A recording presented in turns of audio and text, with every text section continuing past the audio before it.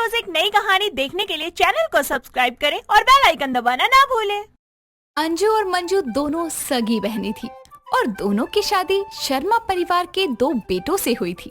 लेकिन फर्क ये था कि जहां अंजू बड़ी बेटी थी, उसे शर्मा परिवार का छोटा बेटा सुमित पति के रूप में मिला था और मंजू को शर्मा परिवार का बड़ा बेटा अमित पति के रूप में मिला था। जिस वजह से वैसे तो अंजू मायके में अपनी बहन मंजू से बड़ी होने के कारण उस पर रौब झाड़ती थी, लेकिन ससुराल में आने के बाद वही अंजू अब अपनी छोटी बहन की देवरानी बनकर रह गई थी, जिस वजह से उसे बड़ी दिक्कत थी। एक दिन ऐसे ही दोनों की सास दोनों को हॉल में बुलाकर बोलती है, मैं जानती हूँ अंजू बहू कि तुम अपने घर में बड़ी थी, लेकिन यहाँ मंजू तुम्हारी जेठानी है और तुमको उसका कहा मानना ही पड़ेगा। मैं नहीं चाहती कि तुम यहाँ मायके की तरह उस पर रोब झाड़ो। अरे नहीं सासू माँ, मैं बड़े अच्छे से जानती हूँ कि मेरी जेठानी मेरी और मैं इनकी बड़ी इज्जत करती हूँ और मैं हमेशा इनकी इज्जत करती रहूंगी। ठीक है, अब अपनी ड्रामेबाजी बंद कर और रात का सारा खाना तू बनाएगी और मंजू बहू तू बस रात के बर्तन कर दियो। ठीक है माँ जी, जैसा आप बोले। इतना कहकर अंजू रसोई में चली जाती है और मंजू अपनी बहन को अकेले काम करते देखकर उसके पीछे रसोई में जाती है और मंजू को देखकर अंजू ड्रामे करते हुए कहती है, कितनी अभागी है अंजू तू। जो बहन तुझसे छोटी थी, अब वही बहन तेरी जेठानी बनकर तुझ पर रौब झाड़ रही है। तेरी किस्मत तो फूट गई। क्या हो गया दीदी, आप ऐसा क्यों कह रही हो? और क्या बोलूं मंजू, तू ही बता। और तू मुझे दीदी मत बोला कर, मेरा नाम ले ले। अगर सासू माँ ने सुन लिया ना तो वो फिर से मेरी ही गलती निकालेंगी। अब तू जा आराम कर, मैं खाना बना लेती हूँ। अरे दीदी आप फिक्र मत करो, खाना मैं बना देती हूँ और बाहर सबको आप कह देना कि खाना आपने बनाया है और किसी को पता नहीं चलेगा। अंजू ड्रामे करके काम से बच जाती है और किसी को कानों कान खबर नहीं होती। अब अंजू का ये रोज का था। वो अपनी छोटी बहन के आगे यानी अपनी जेठानी के आगे आए दिन ड्रामे करती और उससे अपना हर काम प्यार से निकलवा लेती। वक्त बीतता है और लता को भी ये बात पता चल जाती है और एक दिन वो मंजू को समझा कर कहती है, देख बहू, वो तेरी बड़ी बहन है, मैं मानती हूँ, लेकिन अब तो इस घर की बड़ी बहू है, उसकी जेठानी है। मैं बस ये चाहती हूँ कि तू अपनी देवरानी के ड्रामे समझ कि वो सब कुछ बस तेरा फायदा उठाने के लिए करती है। अगर तुझे यकीन नहीं है तो तू आजमा ले। मैं जानती हूँ कि मेरे कहने पर भी रोज सुबह का नाश्ता तू बनाती है। कल तुझे बस इतना करना है कि कहना है तेरी तबीयत खराब है, फिर देखियो वो क्या करती है। इतना कहकर लता चली जाती है और मंजू के दिल में ये बात घर कर जाती है कि उसे एक बार अपनी देवरानी के ड्रामे सच है या नहीं ये जांच करनी चाहिए। और फिर वो अगले ही दिन सुबह नाश्ता बनाने नहीं जागती, जिसके बाद अंजू उसके कमरे में आकर उससे कहती है, ये क्या है मंजू, तू अब तक नाश्ता बनाने के लिए नहीं जगी?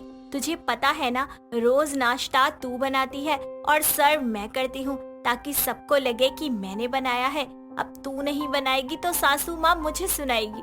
दीदी मेरी तबीयत थोड़ी ठीक नहीं है, तो आज आप ही नाश्ता बना लो। अंजू मंजू की ये बात सुनकर बिना उसका हाल समझे उसके आगे दोबारा ड्रामे शुरू करती है। ठीक है, तू जेठानी है, मैं देवरानी हूँ, मुझे तो जाना ही पड़ेगा। मेरे हाथों में दर्द है, लेकिन मैंने किसी से कहा नहीं। तू यही चाहती है ना कि नाश्ता लेट हो जाए, मैं बनाऊं? कोई बात नहीं, सासू माँ से डांट ही तो खानी है, मैं क्या लूंगी। मैं जाती हूँ जेठानी जी। मंजू को अपनी बहन पर तरस आ जाता है और वो तबीयत खराब होने की एक्टिंग को छोड़कर खुद ही नाश्ता बनाने चली जाती है और अंजू आराम से जाकर नाश्ता बनने तक सो जाती है। और उसे रसोई में जाते देखकर उसकी सास लता रसोई में आकर कहती है, देखा मंजू, तेरी बड़ी बहन और देवरानी का ड्रामा, बोला था ना। इतना कहकर वो चली जाती है और सब नाश्ते की टेबल पर नाश्ता करने बैठे होते हैं और तभी अंजू बीच में आकर नाश्ता परोसने लगती है, जैसे मानो ये नाश्ता उसने बनाया है। जिसके बाद लता नाश्ता चख कर कहती है। अंजू बहू, ये खाना सच में तूने ही बनाया है ना? माँ जी, मैंने खुद बनाया है अपने हाथों से। अरे देवरानी जी, झूठ क्यों बोल रही हो? ये खाना मैंने बनाया है और माँ जी ने मुझे खुद खाना बनाते हुए देखा है। प्लीज आप अपने ये ड्रामे बंद कर दो। और आपके हाथ में तो दर्द था ना, फिर आप ठीक कैसे हो गयी? ये सब सुनकर अंजू की बोलती बंद हो जाती है और वो चुपचाप नाश्ते की टेबल पर नाश्ता करने बैठ जाती है और मन में कहती है, ये अंजू की चोट कुछ ज्यादा ही चलने लगी है। इसको सबक सिखाना पड़ेगा। कुछ अच्छा सा ड्रामा सोचती हूँ जिससे कुछ दिनों के लिए घर का कोई काम न करना पड़े, मस्त आराम कर सकूं। धीरे धीरे मंजू की ढील के कारण अंजू को आराम की आदत लग गई थी, जिस बात से लता अच्छे से वाकिफ थी। अब तो उसकी खुद की सगी बहन अपनी देवरानी के ड्रामों से परिचित थी। समय बीतता है और अंजू एक दिन मार्केट से सब्जियां लेने के बहाने चली जाती है और फिर आते ही हाथ पर एक मोटा सा प्लास्टर बंधवा कर आती है, जिसे देखकर उसकी सास लता और बहन मंजू कहती है, अरे ड्रामेबाज, अब क्या कराई? अरे दीदी, ये क्या हो गया? आपके हाथ में इतना मोटा प्लास्टर कैसे? क्या बताऊं जेठानी जी, रास्ते में जा रही थी, भेलपूरी खा रही थी, गाड़ी वाला आके मार गया। मैं क्या करूं? इतना कहकर अंजू रोते हुए अपने कमरे में आराम करने चली जाती है। वहीं दूसरी तरफ लता को शक होता है कि अंजू ये सब नाटक काम चोरी के लिए कर रही है और वो अपनी बहू मंजू से कहती है, देख बहू, तेरी बड़ी बहन ने तो हद पार कर दी काम चोरी की। काम ना करना पड़े इसलिए नकली प्लास्टर चढ़वा कर आ गई। माँ जी उनकी सच में लगी है और आप ऐसे कैसे कह सकती हैं? वो मेरी बड़ी बहन है और देवरानी भी। मुझे यकीन है वो मुझसे इतना बड़ा झूठ नहीं बोलेंगी। इतना कहकर मंजू अपने बचे हुए काम करने चली जाती है और अंजू आराम से अपने कमरे में लेट कर कहती है, अब अंजू करेगी राज और मंजू करेगी कामकाज। ड्रामे वाली देवरानी पड़ेगी सब पर भारी। अंजू अपने कमरे में अब आराम करती और मंजू सारा कामकाज करती। लेकिन एक दिन मंजू अंजू को अपने कमरे में छुपकर खुशी से नाचते हुए देख लेती है, जिसके बाद वो अपनी सास के कमरे में जाती है और उसका हाथ पकड़कर उसे अंजू के कमरे के पास ले आती है और उसे नाचता देखकर लता दरवाजे के अंदर आती हुई कहती है, अरे ड्रामेबाज औरत, अगर इतनी कमर काम करने के लिए मटका लेती तो इतना नाटक नहीं करना पड़ता तुझे। अपनी सास और जेठानी को अपने कमरे में अचानक देखकर अंजू की हवाइयाँ गुल हो जाती है और वो कहती है, अरे आप दोनों यहाँ? वो मैं हाथ की एक्सरसाइज कर रही थी, डॉक्टर ने बोला था। डॉक्टर ने अभी ये कॉल करके बोला है कि तेरे हाथ में ज्यादा तकलीफ है और तेरा हाथ काटना पड़ेगा। ये सुनकर अंजू लता के पैरों में गिर जाती है और माफी मांगते हुए कहती है, माँ जी आप ऐसा मत करना, आप तो मदर इंडिया हो, आपका कोई भरोसा नहीं है। कहीं सच में मेरे हाथ कटवा दो, मुझे माफ करना। मैं सारे ड्रामे कर रही थी काम से बचने के लिए। मुझसे क्या माफी मांगती है? अपनी जेठानी से मांग, जिसकी बड़ी बहन होते हुए भी तूने उसका फायदा उठाया है। मंजू मुझे माफ कर दो, मुझसे बहुत बड़ी गलती हो गई। अब से पक्का मैं कोई काम चोरी, कोई ड्रामा नहीं करूँगी। एक ही शर्त पर मैं अपनी देवरानी को ड्रामेबाजी के लिए माफ करूँगी कि अब से इस घर का हर काम 6 महीने तक आप अकेली करोगी और मैं और माँ जी बस आराम करेंगी। क्या? फाइनली अंजू, जो घर के हर काम से बचती थी, अपनी सासू माँ और जेठानी को मनाने के लिए उसे घर का सारा काम अकेले करना पड़ता है और धीरे धीरे उसे घर के काम करने की आदत भी पड़ जाती है और इस तरह मंजू की देवरानी के ड्रामे बंद हो जाते हैं। शाम के समय साक्षी मेहंदी फंक्शन में जाने के लिए शीशे के सामने खड़ी अपने बालों को संवार रही होती है। तभी कार्तिक उसे ऐसे सजता हुआ देखकर कहता है, इतना सज धज के कहाँ जा रही हो? अपनी सौतन की मेहंदी में अपने हाथों से उसके हाथ रचाने जा रही हूँ। तुम्हें भी चलना है? तुम्हारा ना दिमाग ठिकाने पर नहीं है। कितनी बार कहा है कि संजना तुम्हारी सौतन नहीं, तुम्हें समझ क्यों नहीं आता? फिर क्यों उसे निहारते रहते हो? कोई जवाब है इस बात का? नहीं ना, तो फिर चुप ही रहो। इतना बोलकर वो फंक्शन में जाने के लिए निकल जाती है। आखिर कौन थी साक्षी की सौतन और क्यों वो सौतन की मेहंदी में जा रही थी? आइए जानने के लिए कुछ समय पीछे चलते हैं। एक रात कार्तिक अपने कमरे की खिड़की से सामने वाले घर की ओर देख रहा होता है।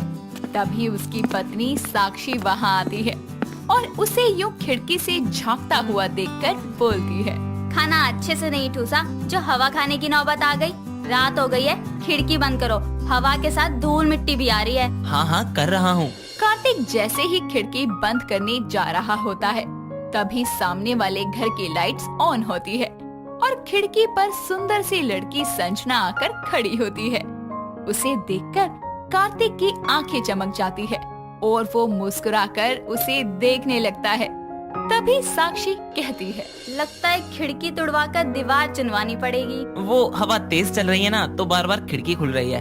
ठीक है, करता हूँ बंद। हवा का तो पता नहीं, पर तुम बहुत तेज चल रहे हो आजकल। वैसे कमरे में सोने का इरादा ना हो तो खुली रखो खिड़की। उसके इतना कहते ही कार्तिक फट से खिड़की बंद करके बिस्तर पर पसर जाता है और साक्षी भी मुंह बनाते हुए लाइट्स ऑफ करके सो जाती है। साक्षी और कार्तिक की शादी हुए 3 महीने बीत चुके थे, पर कार्तिक अपने पहले प्यार संजना को बिल्कुल भूल ही नहीं पाया था, जो उसके घर के सामने रहा करती थी। उसे अभी तक भूल पाना उसके लिए मुश्किल था और इस बात से साक्षी भी अनजान नहीं थी। लेकिन हर पत्नी की तरह साक्षी भी अपने पति को किसी और औरत के बारे में सोचता देखकर परेशान रहा करती थी।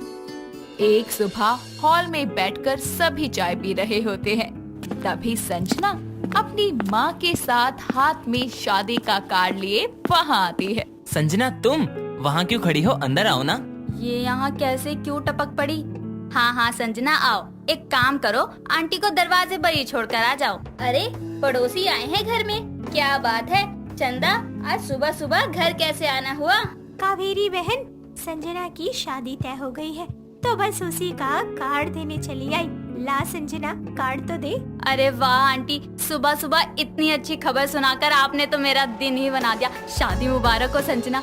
चलो, ये शादी करके यहाँ से खिसकेगी तो मेरे सर से सौता नाम की बला तो टलेगी और फिर कार्तिक के लिए इसे भूलना और आसान हो जाएगा। क्या बात है, शादी मेरी होने जा रही है, खुशी के मारे तुम उछल रही हो।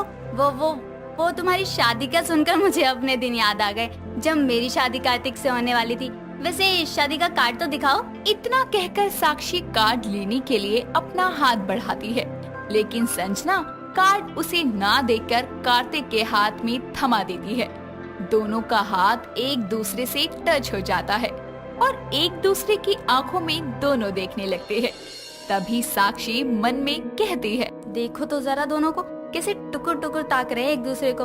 अरे दोनों की माँ यहाँ खड़ी है, उस बात की भी शर्म नहीं है। चलो अच्छा है चंदा, अब मेरे कार्तिक की तरह तेरी संजना का भी घर बस जाएगा। शादी में तो हम जरूर आएंगे। शादी में नहीं, बल्कि हर रस्म में शामिल होगी, और मेहंदी पर तो खास तौर पर। हाँ हाँ क्यों नहीं, तू बिल्कुल चिंता मत कर। अच्छा, हम चलते हैं। अरे संजना, कार्ड दे दिया हो तो हाथ छोड़ दो कार्तिक का, और आप संजना को बधाई दीजिए ना। मैं यहाँ बधाई लेने नहीं, बल्कि कार्ड देने आई हूँ। वैसे भी अभी शादी में टाइम है। इतना कहकर वो अपनी माँ के साथ वहाँ से चली जाती है और कार्तिक वहाँ से चला जाता है। समय बीतता है। एक रात फिर कार्तिक खिड़की के आगे खड़ा संजना को देख रहा होता है और संजना भी उसे देख रही होती है। तभी साक्षी गुस्से में आकर कार्तिक को साइड करते हुए संजना से कहती है, क्या कोई तमाशा चल रहा है क्या, जो तकते ही जा रही हो? जाकर शादी की तैयारियां कर लो।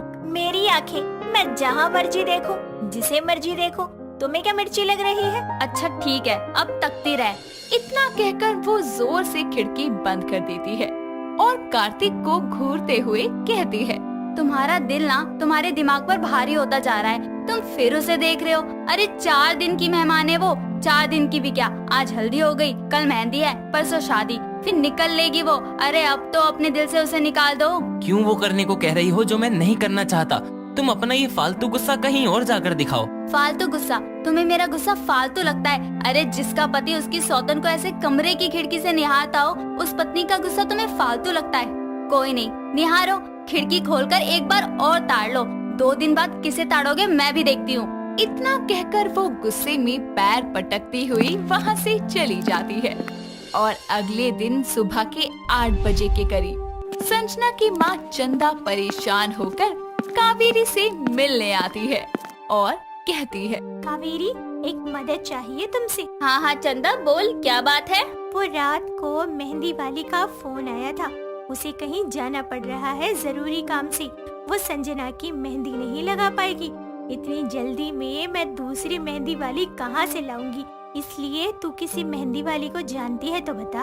अरे बस इतने सी बात बताओ, ये तो बगल में छोरा शहर में ढिंडोरा वाली बात हो गई। अरे मेरी बहू को आती है मेहंदी लगाने, वो रचा देगी संजना के हाथ।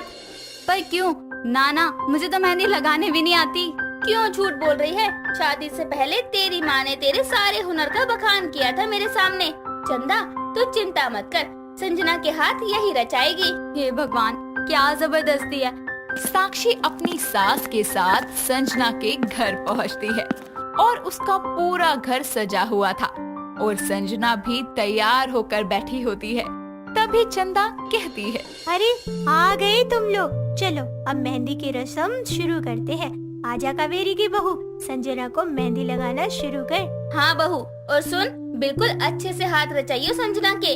हाँ हाँ क्यों नहीं सासू माँ, संजना के क्या, मैं तो यहाँ सबके मेहंदी लगा दूंगी। आखिर मेहंदी लगाने ही तो आई हूँ मैं यहाँ। इतना कहकर वो संजना के हाथ में मेहंदी लगाने लगती है और कुछ देर में ही वो उसके दोनों हाथ रचा देती है और संजना मेहंदी सुखाने के लिए कमरे में चली जाती है। सभी औरतें खुशी से नाच गा रही होती है। तभी साक्षी वॉशरूम ढूंढते हुए संजना के कमरे के पास से गुजरती है और संजना के साथ कार्तिक को देखकर हैरान हो जाती है।